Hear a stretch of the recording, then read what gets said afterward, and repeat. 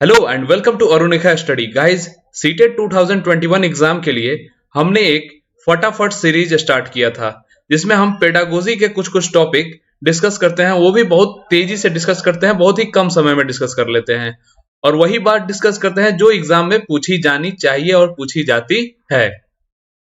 तो बहुत ही शानदार ये सेशन है, बहुत ही अच्छा सेशन है, आप लोग जरूर इसे देखते रहिए। और इससे ये जो सेशन हो रहे हैं इससे क्वेश्चन आ रहे हैं, जो सीटेट एग्जाम चल रहा है उसमें हमने मैथ्स पेडागोजी का भी सीडीपी पेडागोजी का अभी तक काफी सारे टॉपिक इसमें कर लिए हैं। तो आज भी हम लोग एक सीडीपी का टॉपिक करने वाले हैं, असेसमेंट यानी आकलन। और ये आज हम इसमें पढ़ेंगे, चार तरह के आकलन होते हैं, वो चारों तरह के आकलन पढ़ने वाले हैं। तो किसमें क्या होता है सब जानेंगे। उससे पहले वेलकम टू अरुणिका स्टडी। जो लोग चैनल पे नए होंगे चैनल को सब्सक्राइब कर लेंगे, सभी लोग वीडियो को लाइक और शेयर जरूर करेंगे और हमें सपोर्ट करेंगे क्योंकि ये नया चैनल है, आपके सपोर्ट से ही आगे बढ़ सकता है। तो चलिए जल्दी शुरू करेंगे। तो सबसे पहले मैं बता दूं कि असेसमेंट में चार तरह के असेसमेंट होते हैं: assessment of learning, assessment for learning, assessment as learning और असेसमेंट इन लर्निंग। तो ये चार तरह के हम लोग असेसमेंट पढ़ने वाले हैं। ठीक, तो जब पढ़ाई से पहले मैं एक चीज और बता दूं कि हमारे चैनल का टेलीग्राम चैनल, इंस्टाग्राम और फेसबुक पेज है। ठीक है, लिंक जो आपको है वो डिस्क्रिप्शन बॉक्स में दी हुई है, तो आप लोग जाकर यहां से ज्वाइन कर ले, बहुत जरूरी है आपके ज्वाइन करने का। ठीक, चलिए अब आगे बढ़ते हैं और आते हैं सबसे पहले असेसमेंट फॉर लर्निंग यानी सीखने के लिए आकलन।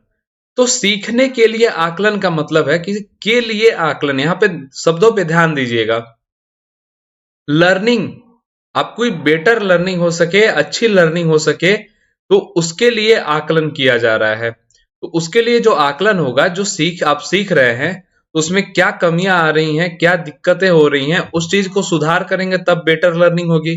तो उस बेटर लर्निंग के लिए हमें कुछ सीखने के दौरान कुछ जो कमियां होंगी उसे सुधारना होगा। तो ये क्या होगा, शिक्षण के दौरान जो कमियां अलग की जा रही हैं वो प्रक्रिया हो सकती है ये। जैसे फॉर्मेटिव असेसमेंट, तो इसके कैरेक्टर ही जान लेते हैं क्या क्या होते हैं।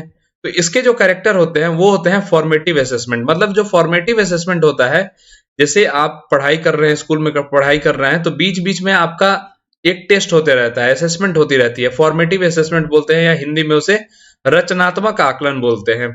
तो उसे हम लोग असेसमेंट फॉर लर्निंग में लेते हैं। ठीक, दूसरी कैरेक्टर हो गई ड्यूरिंग टीचिंग लर्निंग प्रोसेस, यानी शिक्षण के दौरान जो सीखने की प्रक्रिया है उसको देखना, उसका आकलन करना, वो इसका कैरेक्टर है, शिक्षण के दौरान सीखने की प्रक्रिया। तीसरा कैरेक्टर है फीडबैक असेसमेंट, या उनकी परफॉर्मेंस को मॉनिटर करना, ऑब्जर्व करना कि क्या आप परफॉर्म कर रहे हैं, कैसे परफॉर्म कर रहे हैं, कितना अच्छा परफॉर्म कर रहे हैं, कैसे और सुधारा जा सकता है। ये सब चीजें चेक करने की प्रक्रिया को बोलते हैं फीडबैक असेसमेंट या परफॉर्मेंस मॉनिटर और ऑब्जर्वेशन असेसमेंट। यानी हिंदी में बोले तो प्रदर्शन मॉनिटर और अवलोकन या अवलोकन। ठीक, अब चौथा कैरेक्टर इसका हो जाएगा data collection for overall assessment.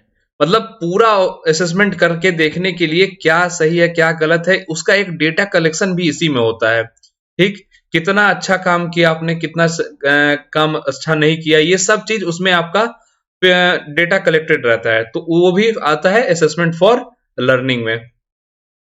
पांचवा है असेसमेंट फॉर इंप्रूवमेंट। ये तो मैंने बोला ही कि आपकी क्या कमी है, क्या गलतियां हो रही हैं, उसे सुधार करने के लिए, तो सुधार के लिए आकलन लिखा हुआ है यहां पे।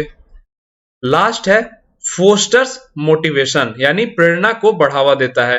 मान लीजिए फॉर्मेटिव असेसमेंट होता है तो उसमें आपकी कमियां जो दिख रही हैं उसके सुधार के लिए आपको समझाया जाता है, आपको मोटिवेट किया जाता है कि किस तरह से आप अच्छा कर सकते हैं। तो ये चीज भी सीखने के लिए आकलन में आता है। चलिए बढ़ते हैं आगे, उम्मीद करता हूं कि ये चीज आप लोग समझ गए होंगे। आगे बढ़ते हैं, अगला है असेसमेंट ऑफ लर्निंग, यानी सीखने का आकलन। आपने क्या सीखा, कितना सीखा, कैसे सीखा, कितना सही सीखा, ये चीज आपको, उस चीज का जो आकलन होगा उसको कहते हैं असेसमेंट ऑफ लर्निंग, यानी सीखने का आकलन। इसके जो कैरेक्टर हैं वो हैं समेटिव असेसमेंट यानी योगात्मक आकलन। ये क्या होता है, पूरे साल का एक आपका जो फाइनल एग्जाम होता है, समेटिव असेसमेंट उसको बोलते हैं, वो होता है योगात्मक आकलन। मतलब आपने कितना सीख लिया, क्या सीखा, कैसे सीखा, वो सब चीज उसमें आता है। वो उसमें कोई सुधार की बात नहीं होती है, उसमें वो आपकी रिजल्ट तैयार करती है, फाइनल होता है वो। ठीक। दूसरा कैरेक्टर हो गया जजमेंटल इन नेचर यानी निर्णयात्मक रूप। क्या आपका निर्णय, मतलब आपके जो असेसमेंट आई, जो फाइनल मूल्यांकन हुआ, उसमें आपके ने क्या किया, कैसा किया, उससे आपका जजमेंट होता है, आपके काम का निर्णय होता है उसमें। ठीक। तीसरा ऑप्शन, तीसरा कैरेक्टर हो जाएगा प्रोडक्ट चेकिंग असेसमेंट यानी उत्पाद जांच मूल्यांकन। उत्पाद जांच मूल्यांकन का मतलब हो गया कि प्रोडक्ट क्या निकला, आप जो पढ़ के निकले, मतलब पूरा जो सीख लिए, आप सीखने के बाद आपका क्या आउटकम्स उसमें निकला, क्या उत्पाद निकला, क्या देख आपके अंदर से वो सीखे हुए चीज का क्या आपका आउटकम्स आ रहा है, उस चीज का असेसमेंट होता है। वो एग्जाम जब होती है आपकी फाइनल, तो आपने कितना सीखा, क्या सीखा, सब उसमें आ जाता है। चौथा जो है अचीवमेंट टेस्ट, मतलब उपलब्धि परीक्षण, कितना आपने उपलब्धियां हासिल की, ये सब उसमें आ जाएगा। तो असेसमेंट ऑफ लर्निंग, ये 4 कैरेक्टर इसमें मैंने बता दिया। उम्मीद करता हूं ये भी आपको समझ आ गया होगा। आखिरी तक बने रहिएगा, मैं कुछ क्वेश्चंस भी आपको इससे टॉपिक से रिलेटेड कराऊंगा। आगे बढ़ते हैं। अगला है असेसमेंट एज लर्निंग यानी सीखने के रूप में आकलन। तो सीखने के रूप में आकलन ये थोड़ा अलग प्रोसेस है। इसमें क्या होता है कि इसमें बच्चे या जो भी हैं वो स्वयं आकलन या मूल्यांकन करते हैं। जैसे आत्म मूल्यांकन बोल सकते हैं इसमें, सेल्फ असेसमेंट। जैसे आप मान लीजिए कोई काम किए, मान लो आपने खाना बनाया। ठीक। अब खाना बनाया तो उसका सेल्फ असेसमेंट आप कैसे करेंगे, खुद चख के करेंगे। ठीक। तो खुद ही आप चखेंगे उस चीज को कि हाँ भाई मैंने कितना अच्छा बनाया, सही बना कि नहीं बना। तो वो क्या होगा, वो हो जाएगा सेल्फ असेसमेंट यानी आत्म मूल्यांकन, आत्म आकलन। ठीक। तो ये किस में आएगा, ये आएगा असेसमेंट एज अ लर्निंग में। ठीक। उसी तरह है पीयर असेसमेंट यानी अपने अपने उम्र के या अपने सहपाठियों के ग्रुप में, मतलब जो समूह में है, उस समूह में बैठ के आप आकलन कर रहे हैं, अपना पूरे समूह का कर रहे हैं, तो उसको बोलते हैं समकक्ष मूल्यांकन या पीयर असेसमेंट बोलते हैं। जैसे ग्रुप में बच्चे कुछ काम किए और फिर वही काम एक दूसरे से बात करके उसका आकलन मूल्यांकन कर रहे हैं, तो वो क्या हो गया, पीयर असेसमेंट। वो भी किस में आएगा, असेसमेंट एज लर्निंग में आएगा। ठीक। और लास्ट है असेसमेंट इन लर्निंग। तो ये क्या होता है, ये इंटीग्रेटेड असेसमेंट होता है। इसका मतलब क्या हुआ, बस इसे समझिएगा ध्यान से। जैसे आपसे कहीं, जैसे आप सीटेट की तैयारी कर रहे हैं, एग्जाम दे रहे हैं, तो आपको उसमें जो पैसेज आता है, गद्यांश आता है, पद्यांश आता है, उसमें आप लोग देखते होंगे एक क्वेश्चन रहता होगा कि इस पूरे पद का क्या शीर्षक होगा।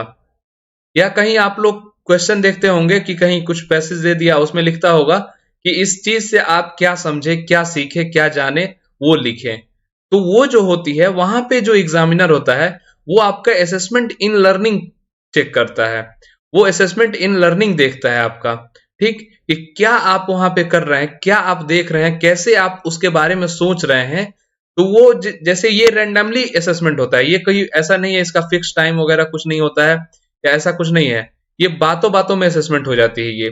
तो उसको बोलते हैं असेसमेंट इन लर्निंग, मतलब सीखने में आकलन। तो ये 4 तरह के मैंने आकलन आपको बताया, असेसमेंट बताया, assessment for learning, assessment of learning, assessment as learning, assessment in learning. अब आते हैं इसके कुछ क्वेश्चंस करते हैं। ज्यादा नहीं है, बहुत कम क्वेश्चन है, 3-4 क्वेश्चन होंगे। तो पहला क्वेश्चन है कि असेसमेंट फॉर लर्निंग, और 4 ऑप्शन दिए हुए हैं। पहला ऑप्शन है फोस्टर्स मोटिवेशन। दूसरा है is done for the process of segregation and ranking. तीसरा है emphasizes the overall importance of grades। चौथा है is an exclusive and a per se assessment activity। यानी सीखने के लिए जो आकलन है उसके लिए 4 ऑप्शन दिया गया है, उसमें से सही बताना है। पहला ऑप्शन है प्रेरणा को बढ़ावा देता है। दूसरा है अलगाव और रैंकिंग के उद्देश्य से किया जाता है। तीसरा है ग्रेड के समग्र महत्व पर जोर देता है। चौथा है एक विशिष्ट और एक प्रति मूल्यांकन गतिविधि है। तो अभी हम लोगों ने पढ़ा था कि असेसमेंट फॉर लर्निंग जो होता है ये सीखने यानी लर्निंग के दौरान, मतलब टीचिंग लर्निंग के दौरान होता है। ठीक, तो इसमें क्या होता है, इसमें मोटिवेशन को बढ़ावा दिया जाता है, प्रेरणा को बढ़ावा दिया जाता है, आपकी कमियों को सुधारा जाता है। यहाँ अलगाव और रैंकिंग की बात नहीं होती है, यहाँ ग्रेड के महत्व पे नहीं जोर दिया जाता है। यहाँ बहुत विशिष्ट और मतलब एक सिंगल मूल्यांकन यहाँ नहीं होती है, ये कई पार्ट में होता है। तो इसमें क्या होगा, assessment for learning fosters motivation यानी प्रेरणा को बढ़ावा देता है। तो ऑप्शन नंबर ए जो है वो सही हो जाएगा, बाकी ये सारे गलत हो जाएंगे। ठीक, पढ़ते हैं अगले क्वेश्चन की तरफ। अगला क्वेश्चन है all of the following promote assessment as learning except. क्या है, all of the following promote assessment as learning except, मतलब इसमें से 4 ऑप्शन दिया हुआ है, कोई 3 ऑप्शन इसमें ऐसा होगा जो असेसमेंट एज लर्निंग के कैरेक्टर को दिखा रहा होगा और कोई एक ऑप्शन होगा जो उसे नहीं दिखा रहा होगा। जैसे हिंदी में पढ़े तो निम्नलिखित सभी को, जैसे हिंदी में कुछ गलतियां हो गई हैं क्वेश्चन में, थोड़ा टाइपिंग मिस्टेक हुआ है तो इसे आप लोग छोड़ दें। ऑप्शंस देख सकते हैं, मैं क्वेश्चन को हिंदी में बोल दे रहा हूं कि इनमें से कौन सा एक ऐसा है जिसे मतलब एक को छोड़कर बाकी सभी असेसमेंट एज लर्निंग यानी सीखने के रूप में आकलन को बढ़ावा दे रहा है, उसे मतलब उसके कैरेक्टर को दिखा रहा है। तो पहला ऑप्शन हो जाएगा testing students as frequently as possible. दूसरा ऑप्शन है telling student to take internal feedback. तीसरा ऑप्शन है tell student to reflect on the topic taught. चौथा ऑप्शन है generating a safe environment for student to take chances. तो यहाँ पे 3 option है, जितनी बार संभव हो छात्रों का परीक्षण करना, छात्रों को आंतरिक प्रतिक्रिया लेने के लिए कहना, छात्रों को पढ़ाए गए विषय पर चिंतन करने के लिए कहें और छात्रों को मौका लेने के लिए एक सुरक्षित वातावरण बनाना। और ये जो क्वेश्चन है ये आपके होमवर्क में रहेगा और आपको इसे कमेंट सेक्शन में इसका जवाब देना है।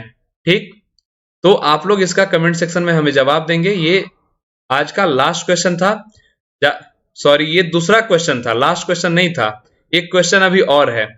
ये क्वेश्चन देख लीजिए, ये क्वेश्चन है when a cook test a food during cooking it may be akin to assessment as learning, assessment of learning, assessment for learning, assessment in learning. Hindi में क्वेश्चन देखें तो हो जाएगा जब कोई रसोइया खाना बनाते समय किसी भोजन का स्वाद चखता है तो वह निम्न के समान होता है। पहला सीखने के रूप में आकलन, दूसरा सीखने का आकलन, तीसरा सीखने के लिए आकलन, चौथा सीखने में आकलन। इसमें से मैंने आपको जब समझा रहा था उसी समय मैंने बताया था कि एक मान लीजिए कोई लड़का है, खाना बनाया और खुद ही उसे स्वाद चखकर उसका जांच कर रहा है कि कैसा बना है, तो उसे हम लोग क्या बोलते हैं, सेल्फ असेसमेंट। और सेल्फ असेसमेंट किस में आता है, असेसमेंट एज लर्निंग में आता है, यानी सीखने के रूप में आकलन जो होता है वो। ठीक, तो ये 3 क्वेश्चन थे, मैंने दूसरा क्वेश्चन होमवर्क दिया है आपको और इसका जवाब आप लोग कमेंट सेक्शन में दीजिएगा। फाइनली मैं इसका जवाब कमेंट सेक्शन में आपको दे दूंगा, जब 2-4 लोग 5 लोग दे देंगे इसका आंसर, उसके बाद मैं बता दूंगा आंसर कमेंट सेक्शन में। तो चलिए जाते जाते एक बार फिर मैं बता दूं, चैनल को सब्सक्राइब कर लीजिए, वीडियो को लाइक शेयर जरूर कीजिएगा, टेलीग्राम चैनल, फेसबुक और इंस्टाग्राम ज्वाइन कर लीजिए, लिंक डिस्क्रिप्शन बॉक्स में दिया है। सभी लोग चैनल को सब्सक्राइब कर लेंगे, वीडियो को लाइक और शेयर जरूर कीजिएगा। मिलेंगे आपसे अगले वीडियो में और भी अच्छे और इंटरेक्टिंग और इंटरेस्टिंग टॉपिक के साथ। तो मिलते हैं आपसे अगले वीडियो में, तब तक के लिए tata bye bye and thank you.